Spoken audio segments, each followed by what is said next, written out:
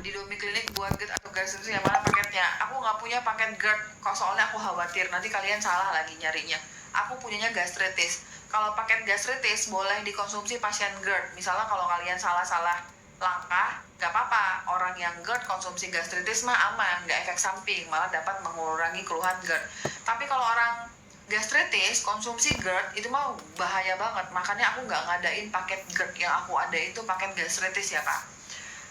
Fokus ke pertanyaan kakak Cici. Kakak Cici bertanya, dong suplementasi untuk TBC paru apa? Semua kondisi yang berhubungan dengan paru, entah itu asma, entah itu bronkitis, bronkopneumonia, PPOK, pneumonia, COVID, semua hal yang berkaitan dengan paru, influenza sekalipun kak, itu pasti kekurangan vitamin D3, mutlak itu kekurangan vitamin D3. Makanya waktu COVID, dokter-dokter pada minum vitamin D3, menyarankan untuk minum vitamin D3. Vitamin D3 dikenal secara global karena ada COVID. Karena apa? Karena ada korelasi yang erat antara kondisi kesehatan paru dengan vitamin D3.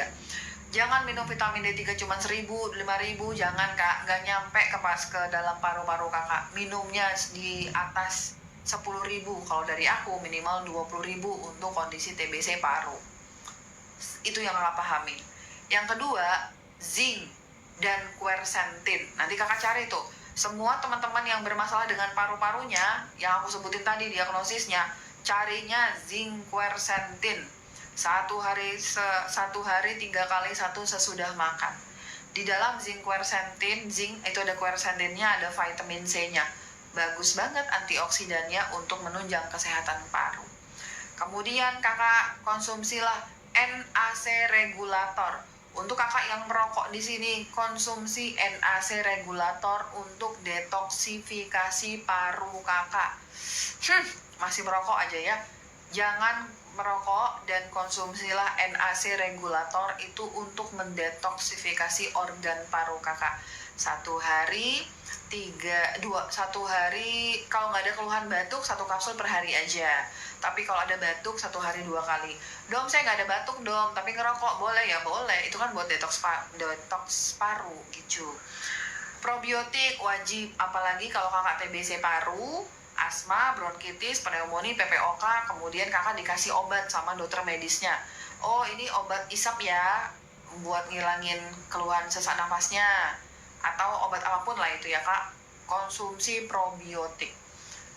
Teman-teman yang konsumsi obat medis di sini, karena pada dasarnya semua obat medis itu mengganggu ekosistem dalam usus kita. Jadi bisa terganggu nih geng usus kita. Usus kita kalau terganggu itu bahaya. Karena 80% sistem imunitas kita itu yang megang adalah usus. Jadi konsumsilah probiotik 1 kapsul segera setelah makan, 1 kapsul sebelum tidur. Begitu. Semoga menjawab ya kak ya. Itu adalah suplemen wajib. Kalau kakak mau tambahan lagi, masih banyak yang bisa aku rekomendasikan. Tapi konsumsi yang wajib dulu. Magnesium jangan lupa sebelum tidur. Untuk yang perempuan minimal 400 mg, pakai yang dari Dr. Best. Untuk yang laki-laki 500 mg lagi habis, jadi tunggu 3 hari lagi. Rekom vitamin D3, magnesium, glycine, probiotik buat GERD yang mana dok? Kakak kalau berat badan kakak 50 sampai 60 kilo ke atas, aku rekomendasinya pakai Dr. Best. 1 hari 2 tablet sesudah makan sama sebelum tidur 2 tablet. Tapi kalau misalnya kakak berat badannya kurang dari 50 kilo ya kak, kakak pakainya yang Solaray aja, tapi lagi habis produknya. Jadi aku nggak bisa ngasih lihat. Untuk vitamin D3-nya, kalau kakak ada alergi kacang, pakai yang kapsul. Salah kan? Yang kapsul. Kalau kakak nggak ada alergi kacang, pakai yang soft gel. Disesuaikan sama kondisi kakak yang mana kondisi kakak ya. Kemudian probiotik untuk GERD, pakai yang, kakak nanya GERD ya. Probiotik untuk GERD, maaf. 1 kapsul segera setelah makan, 1 kapsul sebelum tidur. Gitu ya kak. Dok, itu yang buat gastritis wajib bundling? Enggak sih. Bundling itu aku buat biar kakak bisa tester efektif nggak di di pencernaan kakak. Kalau kakak mau beli terpisah, ada juga kok di etalasenya, cari aja satu-satu ya kak. Kan aku ngasih gambarnya tuh di paket bundling, kakak cari satu-satu ya. Suplemen untuk diabetes, ditanyain dong, untuk diabetes yang mana kakak Laksi? Oke. Penderita diabetes, hipertensi, pasti kekurangan vitamin D3K2, magnesium itu mutlak. Jadi vitamin D3 di 20.000 IU, kakak konsumsi lah vitamin D3 20.000 IU ini, minimal 20.000 IU wajib ya, mutlak kak. Diabetes tuh mutlak kekurangan vitamin D3, karena vitamin D3 itu penentu dari kemampuan kakak untuk menimbun lemak gitu. Jadi dia itu terdeposit di jaringan adiposa, jaringan lemak. Jadi pasien-pasien yang obesitas, diabetes, hipertensi, resistensi insulin pokoknya ya kak, itu pasti kekurangan vitamin D3K2 dan magnesium. Konsumsilah 20.000 IU minimal kakak. Kemudian si magnesiumnya aturannya di dosis 500 mg, tapi aku lagi habis. Itu kakak konsumsi 2 kapsul sebelum sesudah makan sore, 1 kapsul sebelum tidur. Dan suplementasi wajib ketiga pada diabetes adalah berberin. Berberin ini bisa untuk teman-teman yang obesitas lagi struggling nurunin berat badan. Untuk teman-teman yang diabetes wajib konsumsi berberin 1 kapsul sebelum makan pagi, siang, dan sore. Kemudian tambahannya Kyolic blood sugar, aku nggak megang produknya. Kyolic blood sugar itu silahkan dikonsumsi dibarengin sama berberin 1 kapsul sebelum makan pagi dan sore. Kalau kakak nggak ada nyeri ulu hati, perut perih sedikit pun, seujung kuku pun nggak ada nyeri ulu hati, perut perih sama sekali, konsumsi cuka apel 2 sendok makan ditambah segelas air sebelum makan pagi dan sore. Kombinasi cuka apel, Kyolic blood sugar, dan berberin itu dapat menekan lonjakan insulin setelah kakak makan. Ingat, ketika kita makan, khusus makanan karbo dan gula, itu akan terjadi lonjakan insulin.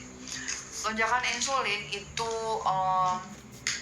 bisa dikontrol, ya biar gak terlalu kuat ya kak ya, sama si berberin. Aku pernah megang 2 pasien dengan usia yang sama, di atas 40 tahun, 40-50 tahun range usianya, datang dengan HbA 1C 9,6, satunya 9,6, satunya 9,2. 3 bulan kemudian yang satunya itu turun ke 6,6, yang satunya masih di 8. Dokternya sama, rekomendasinya sama, umur pasiennya sama, masalah hidupnya sama, tapi hasilnya bisa beda. Kenapa? Karena kepatuhan diet. Aku mah apa? Aku mah cuman orang yang merekomendasikan saja. Kunci sehat di diabetes itu pasien yang megang kendali. Kakak mau sehat cepat, mau sehatnya lama, nggak sehat-sehat, itu kakak yang megang kendali. Jadi 2 pasien aku ini memiliki progresivitas yang jauh beda. Yang sama-sama di skala 9, 1 dan 6,6 hanya dalam waktu 3 bulan tanpa obat medis sedikit pun. Yang satunya lagi masih nyangkut di 8,7 apa ya kak. Sedikit banget kurangnya. Karena apa? Pola diet. Cara elegan untuk sembuh dari diabetes adalah jangan makan gula kak. Itu aja kuncinya. Olahraga, puasa, itu kuncinya ya kak. Bagus berberin atau L-carnitin dong? Untuk apa nih? Untuk apa nih kak? Kalau target kakak untuk menurunkan gula darah, berberin. L-carnitin tuh bagus untuk performance energi kak. Jadi dia untuk jantung bagus, tapi kalau pertanyaan kakak untuk masalah gula darah, berberin aku pilihnya. Bukannya kebutuhan magnesium 420 mg untuk laki-laki dong, itu minimal tuh kakak. Kan kita itu bisa mainan dosis tergantung kondisi pasiennya. Semakin kondisi kakak semakin berat, misalnya tuh diabetes kakak udah HbA 1C di atas 10, hipertensi kakak nggak turun-turun, udah minum obat nggak turun-turun, aku bisa ningkatin sampai 1000 mg magnesiumnya. Jadi kalau 420 itu minimal. Berberin bisa minum bareng magnesium, bisa sih kak, tapi sebenarnya tuh kayaknya kurang jalurnya tuh kurang cocok aja. Bisa sih bisa. Berberin kan sebelum makan. Kalau magnesium itu kan dia menjelang tidur sama sore hari gitu. Kalau kakak mau minum berberin sebelum makan sore sama magnesium bisa. Dok, batas HbA 1C normal berapa? 5,7. Harus di bawah 5,7. Harus di bawah 5,7.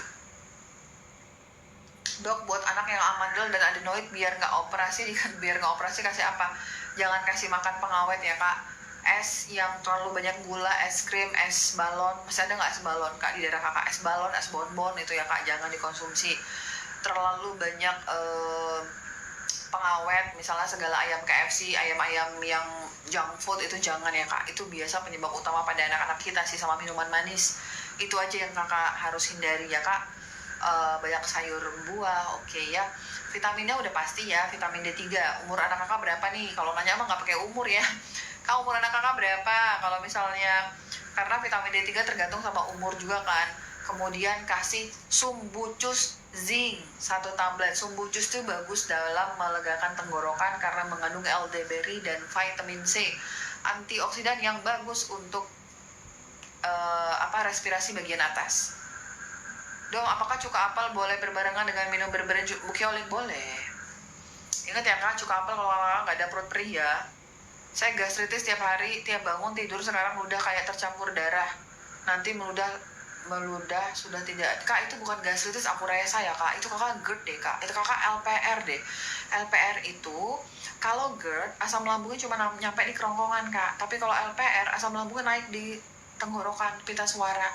Jadi itu teman-teman yang LPR itu kalau bangun tidur itu dia ludahnya banyak, kemudian tuh warna kekeruhan karena itu asam lambung naik kak.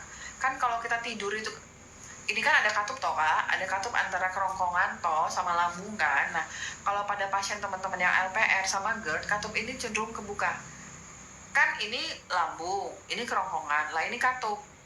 Bayangin kakak tidur, set, katupnya terbuka, jadi lewat aja dia bebas kayak jalan tol. Asam lambung naik ke tenggorokan dan kerongkongan kita waktu tidur. Makanya teman-teman yang GERD itu sering terbangun karena batuk karena asam lambungnya naik ke atas kerongkongan, dan pagi-pagi itu pada numpul lah dahaknya gitu. Aku rasa kakak LPR loh kak. Pengaruh nggak dok berberin kalau diminumnya sambil makan atau setelah makan? Karena dia fungsinya untuk meningkatkan sensitivitas insulin, di mana insulin itu untuk metabolisme gula kakak, efektifnya sih sebelum makan ya kak. Untuk diet kurusin dong, lihat video aku lah, yang mau teman-teman mau tahu ilmu diet, lihat video aku yang terbaru ya, itu aku share banget itu kasus dari pasien aku, kakak Mega yang lagi proses penurunan berat badan. Lihat videonya ya. Kalau kalian merasa itu bermanfaat, mohon bantu share ya. Jadi teman-teman tuh tahu bagaimana sih proses penurunan berat badan yang sehat. Diet untuk kasus lipidemia trigliserid, Masya Allah, 390 ini trigliseridnya kak. Masya Allah, tabarakallah. Kakak Nurul, halo kakak Cimit. Kakak Nurul harus berusaha ekstra ini ya, trigliseridanya 390. Kakak terlalu banyak nyimpen lemak ini kakak ya. Kakak trigliserid 390 ini benar-benar kondisi yang cukup parah ya kak, tanda kutip ya kak, karena kan target triglycerida itu di bawah 150 kak, kakak 2 kali lipatnya ya. Triglycerida itu berarti kan penyimpanannya tuh banyak loh kak. Bagaimana biar kita nggak nyimpen terlalu banyak? Makasih kakak Cimit ya, jangan masuk terlalu banyak. Jadi kalau kakak masuk terus, simpanan kakak makin banyak toh, simpanan triglycerida kakak itu. Jadi biar kakak bisa ngurangin isi lemari kakak, kakak jangan beli baju terus gitu kak istilahnya. Jadi biar bisa kakak ngurangin isi simpanan ini, jangan makan gula dong kak. Kalau kita makan gula itu si insulin kerja kan agar gula ini di metabolisme masuk ke sel. Udah sel udah penuh, akhirnya dia buat si insulin ini nyimpen lemak. Insulin itu membantu proses penyimpanan lemak. Jadi tuh semakin kakak makan gula, semakin banyak insulin, semakin lemak yang kakak simpen gitu. Jadi tuh ketika kakak terus-terusan makan gula, disimpan terus lah trigliserida ya, terus-terusan tinggi. Jadi gimana dong? Jangan makan gula. Nanti kalau nggak makan gula, nanti badan kakak bilang, oh my god, Domi nggak makan gula. Terus kita dapat dari mana energinya kalau nggak ada gula, nggak ada karbo gitu. Terus mau nggak mau ya udah kita keluarin aja simpanan kita. Nah dipakailah tuh kak, terjadilah lipolisis. Lama-lama nanti si triglycerida kakak kepake tuh buat energi. Ditambah kakak udah nggak makan gula, kakak tambahin puasa, makin cakep lagi. pakai cadangan kakak untuk memberikan energi. Olahragalah, berpuasalah, jangan makan gula lah, itu kuncinya.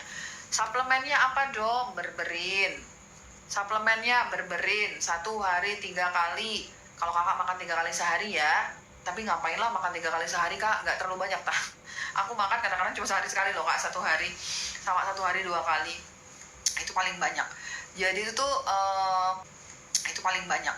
Jadi itu tuh berberin 1 kapsul sebelum makan pagi, siang, sore. Kalau kakak makan masih makan 1 hari 3 kali.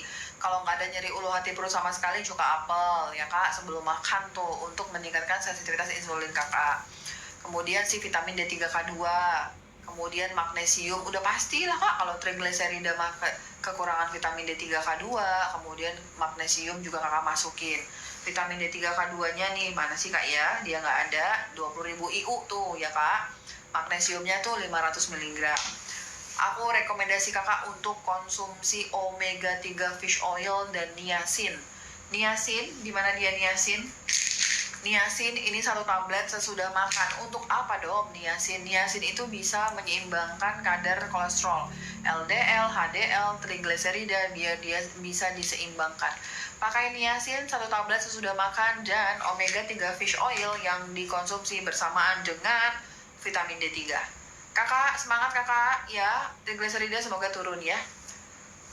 Kakak Vita, setelah karnivora dia coba makan makanan yang lain kayak sayur dan sedikit nasi, kenapa jadi gula darah tinggi? Oh, kak, yang pertama dan utama gula darah tinggi itu gula darah apa? Sewaktu atau puasa atau yang mana? Kalau kakak mengecek gula darah sewaktu, setelah kakak konsumsi sayur, dimana sayur itu kan juga sebenarnya karbohidrat tapi dia nggak mengganggu gula ya. Nasi itu kan langsung tuh kakak dalam tubuh kakak itu udah terjadi, kalau kakak pakai karnivora sama diet IF, kemungkinan besar tubuh kakak itu udah pakai keton sebagai sumber energi karena kan kakak udah pakai karnivora, keton udah dipakai.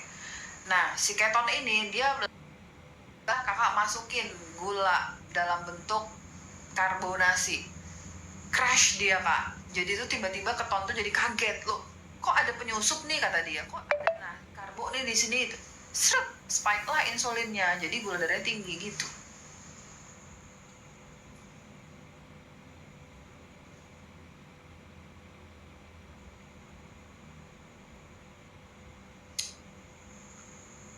Apakah ada yang salah padahal sudah pantang makan? Apakah makan kacang hijau dan singkong nggak boleh? Ini pada kasus apa tadi ya? Aku lupa lagi. Kakak Zahra kasusnya apa tadi ya? Aku lupa kakak. Kakak yang mana nih? Yang trigliserida tinggi ya? Kak, singkong mah karbo tuh kakak ya. Kacang hijau, apalagi kakak masak kacang hijaunya sama kayak mama aku dan mertua aku yang kalau masak kacang hijau enak banget sampai aku, masya Allah enak bener nih gimana cara makannya ya. Pakai santan, pakai gula gitu ya. Ya udah nambahlah itu gulanya, nambahlah itu trigliseridanya gitu. Teman-teman, aku nggak bermaksud buat kalian dengan tanggung jawab, abis cheating lanjutkan lagi IF-nya, abis cheating olahragalah yang lebih maksimal, jangan lupa vitamin D3K2 nya di apa namanya kak, dimasukin gitu ya untuk bisa mengurangi efek negatif setelah kita cheating gitu. Ludah berdarah tiap bangun tidur, oh kak, dalam pemahaman aku adalah semua kondisi GERD itu harus batasi karbo dan gula. Kacang hijau apalagi pengolahannya dengan yang kita kenal gula santan itu tentu aja sebagai sumber gula, jangan. Singkong itu adalah karbohidrat. Mungkin pada beberapa kondisi teman-teman nggak kenapa-napa, tapi memang ada kondisi di mana pasien GERD dan LPR itu sensitif banget yang sama namanya karbo kak gitu. Jadi silakan kakak mempertimbangkan untuk mengurangi konsumsi karbo ya. Dom, cara cek leaky gut gimana? Aku gastritis GERD udah 5 tahun belum sembuh-sembuh. GERD gastritis yang nggak sembuh-sembuh 5 tahun, kemungkinan ini leaky gut. Niacin larut dalam air, betul. Nah, untuk ngecek leaky gut itu baru ada di Singapura dengan pemeriksaan zonulin. Mungkin aku salah, tapi berdasarkan update aku, Indonesia belum bisa cek zonulin. Pak, di Penang juga waktu itu pasien aku bilang belum bisa. Yang baru bisa itu di Singapura. kita nggak usah keluar investasi uang banyak-banyak untuk cari tahu kakak leaky gut atau tidak. Kalau GERD dan gastritis sudah 5 tahun, itu kemungkinan besar kakak leaky gut, Kak. Kenapa dong? Ya memang gitu jalur timeline-nya, Kak. Pertama kakak GERD dulu. GERD sama gastritis itu bisa saling menyebabkan gastritis bisa membuat GERD, GERD bisa menyebabkan gastritis. Aduh, ada kakak user bilang pinter subhanallah. Mas kasih banget ya, Kak, untuk apresiasinya. Jadi itu timeline-nya memang gitu ya teman-teman ya. Gastritis sama GERD itu bisa saling mempengaruhi. Teman-teman yang GERD awalnya bisa kena gastritis, teman-teman yang gastritis bisa kena GERD. Karena lambung kalian itu nggak adekuat, nggak optimal kerjanya, nanti lama-lama itu bisa mempengaruhi usus kalian. Kalau lambung nggak punya sistem kerja yang baik, kemampuan kalian dalam mencerna makanan itu juga nggak baik toh.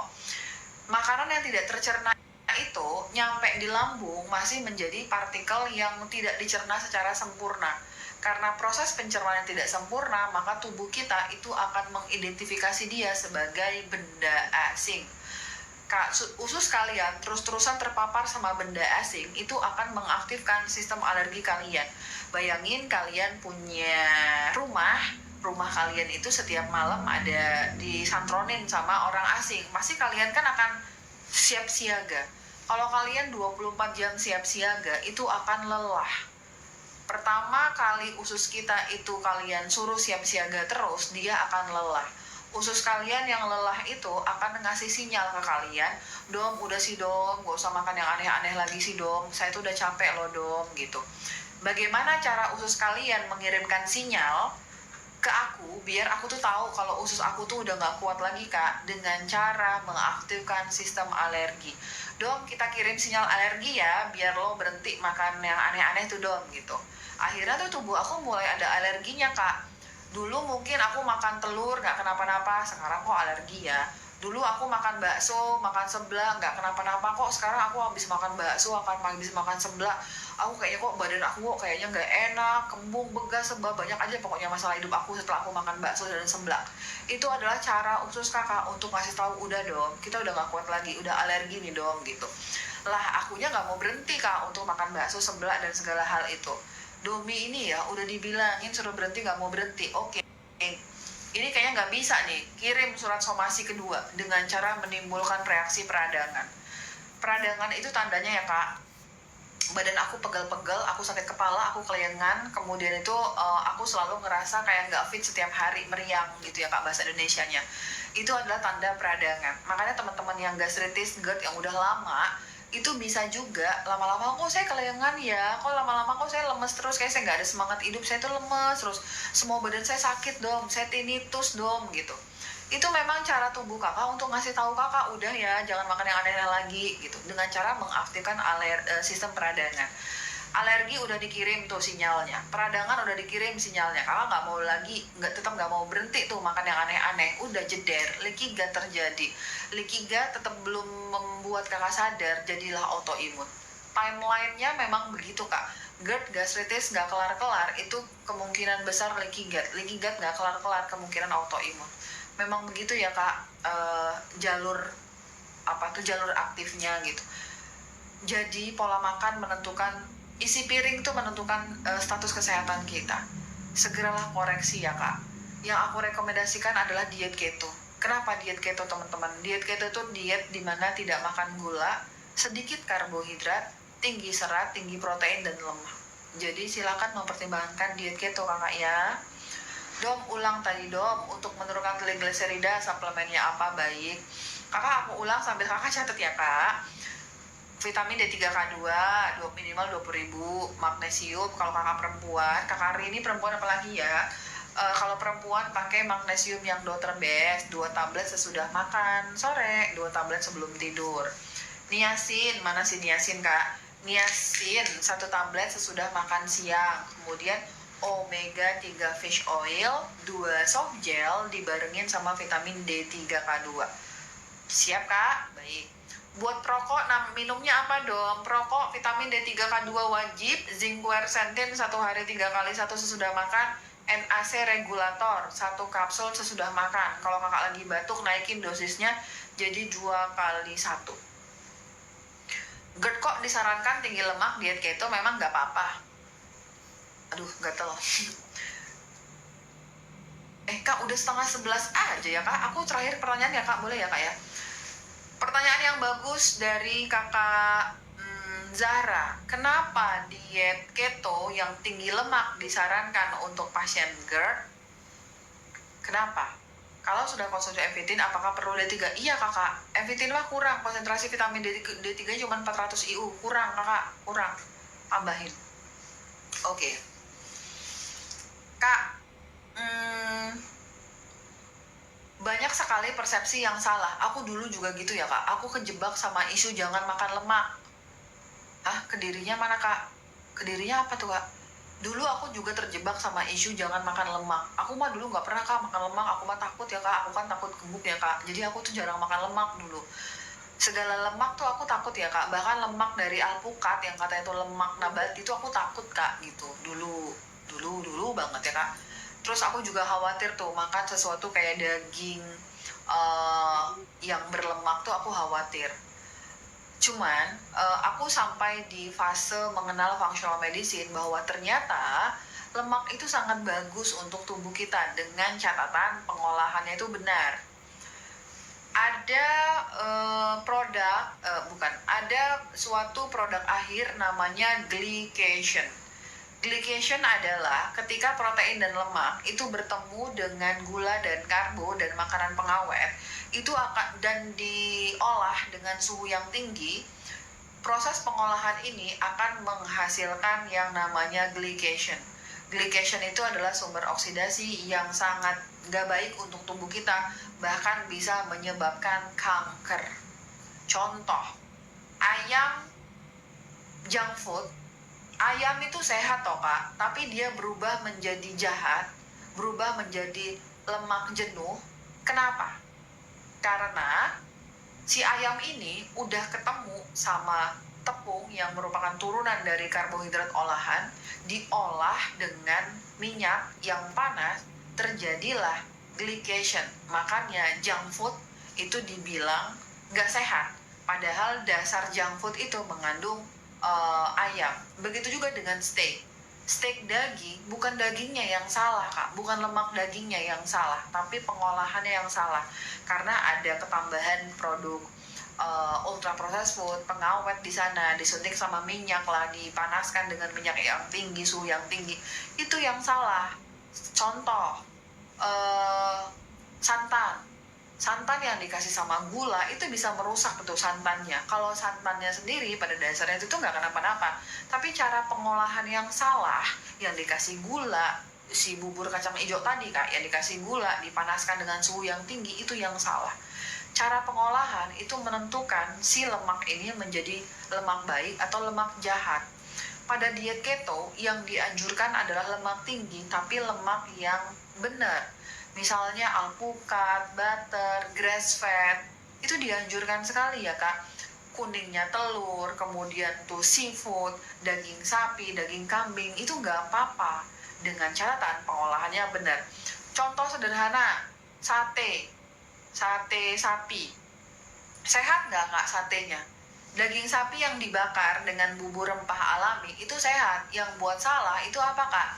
Bumbu kacangnya, kacang digoreng, kemudian itu prosesnya, apalagi kalau minyaknya udah hitam gitu ya kak, itu yang salah, bukan sate dagingnya yang salah. Jadi silahkan mempelajari bagaimana cara mengolah yang benar. Kalau daging sapi di sop, buat olahan kayak dipindang, itu mah nggak apa-apa kak, itu sehat, silahkan dikonsumsi. Nah pada pasien GERD itu yang nggak boleh adalah karbohidrat olahan dan gula, bukan lemak dan protein. Memang ada fase di mana pasien GERD itu kesulitan untuk mencerna lemak karena kekurangan asam lambung. Oleh sebab itu, aku sarankan pasien GERD untuk minum cuka apel sebelum makan apapun, biar lebih siap dia mencerna lemak dan protein. Bukan berarti abis kakak yang GERD, kemudian kakak makan si daging sapi, kemudian kakak akan timbul keluhan seperti begah, kembung, sebah. Itu benar. Tapi bukan daging sapinya yang salah, karena lambung kakak belum kakak siapkan untuk mencerna daging sapi. Begitu. Tapi di Indonesia itu suka salah. Pasien GERD di rumah sakit tuh, dirawat inap, kakak kasih dia roti tawar, kasih susu pula gitu, atau makanan roti keset. Itu yang salah, Kak. GERD itu nggak ada masalah dengan makan lemak dan protein selama kakak menyiapkan lambung kakak dalam kondisi optimal untuk mencernanya. GERD itu nggak boleh makan gula dan karbohidrat. Sekian dan terima kasih, Kak. Ayam tepung dan udang tepung berarti nggak sehat dong? Jo, jelas. Keracunan vitamin itu gimana? Keracunan vitamin. Waduh, siapa yang keracunan vitamin? Dok, aku diet IF tapi kok jadi perih ya ulu hatinya? Lakukan bertahap, Kak. Lakukan bertahap sesuai dengan kemampuan kakak. Jangan langsung digaskan, Kak. Bertahap aja dulu. Pola 12-12. Enak dong, lambung saya adem, nggak kenapa-napa. Naikin jadi pola 14-10. Semua pasien aku suruh bertahap. Nggak boleh langsung ceder. Gitu nggak boleh. Perut kakak bisa perih. Apa tadi? Aku nggak tahu maksud kakak dengan keracunan vitamin tuh, aku nggak tahu apa ya, Kak. Itu harus dianalisis lebih dalam kalimat kakak. Tapi mungkin kalau kakak mendengar isu jangan minum vitamin D3 dosis tinggi nanti bisa keracunan, itu mungkin benar kalau misalnya skenarionya seperti ini. Kakak minum vitamin D3 di atas dosis 10.000, nggak minum air putih yang cukup. Kecukupan air putih itu 40 ml kali kilogram berat badan per hari ya, Kak. Kemudian kakak minum vitamin D3 dosisnya di atas 10.000 tanpa K2 dan magnesium, mungkin endingnya kakak bisa keracunan, mungkin endingnya. Itu benar, tapi kalau selama kakak minum vitamin dengan kecukupan air putih minimal 40 ml kali kilogram berat badan, kemudian kakak dosisnya benar, aku rasa tidak ada itu namanya keracunan vitamin. Begitu. Malam dong, aku minum fish oil biasa atau kapsul. Tadi coba minum 2 kapsul terus mual dan pusing, kenapa ya? Kak, udah bener tah, ini udah dipastikan, bener-bener dipastikan karena si fish oilnya. Kalau bener-bener karena fish oilnya, kemudian kakak timbul mual, kemungkinan asam lambung kakak belum siap untuk mencerna lemak. Konsumsi cuka apel atau betain HCl untuk memaksimalkan lambung kakak dalam mencerna lemak. Dok, aku IF dengan hanya amunisi VCO, boleh nggak, dok? Selama Bapak Suparno diet keto, bagus, ke Bapak nggak makan gula, nggak makan karbo, tinggi lemak, tinggi protein, tinggi serat, durasi IF-nya kurang dari 18 jam, nggak apa-apa, cuma minum VCO. Tapi sejujurnya sayang banget kalau Bapak nggak minum vitamin D3K2 dan magnesium. Daripada VCO, aku sih lebih prefer untuk Bapak minum si vitamin D3K2 dan magnesium. Sayang Bapak, gitu. Iya betul, karbohidrat. Rambut rontok selain D3K2, zinc, magnesium, apalagi dong? Kolagen biotin, kakak. Kolagen biotin. Ada di produk Woman. Kolagen Woman itu ada biotinnya. Psoriasis, probiotik, dan osbail lebih butuh dari enzim dan B kompleks ya, dok? Iya. Dok, konsumsi vitamin D3 kakak Zawan 10.000 ayu setiap hari, wanita aman. Oh aman, kan di atas 18 tahun 10.000 kakak Zawan ya. Dok, kaki sering kesemutan dan pegal-pegal, minum vitamin apa? Vitamin D3K2, magnesium, vitamin B12, dan benfotiamin 1 hari 2 kali 1 sesudah makan. Kakak udah jam 11, mohon maaf lahir batin kakak ya, malam minggu kita sungguh berfaedah ya. Maaf dok, apa bener BPOM menarik peredaran suplemen impor? Jangan dong kak. Kak aku sedih deh. Kak jangan ya deh kak ya, jangan, tolong ya kak. Aku silakan lagi, aku tidak bermaksud untuk melanggar peraturan BPOM, tapi aku kesulitan untuk mencari suplemen lokal yang sesuai dengan pemahaman functional medicine. Jadi mohon untuk didukung ya kak ya. Oke baik, teman-teman mohon maaf ya, aku udahan dulu ya, udah malam banget. Besok aku live lagi ya. Silakan follow aku dan nyalakan notifikasi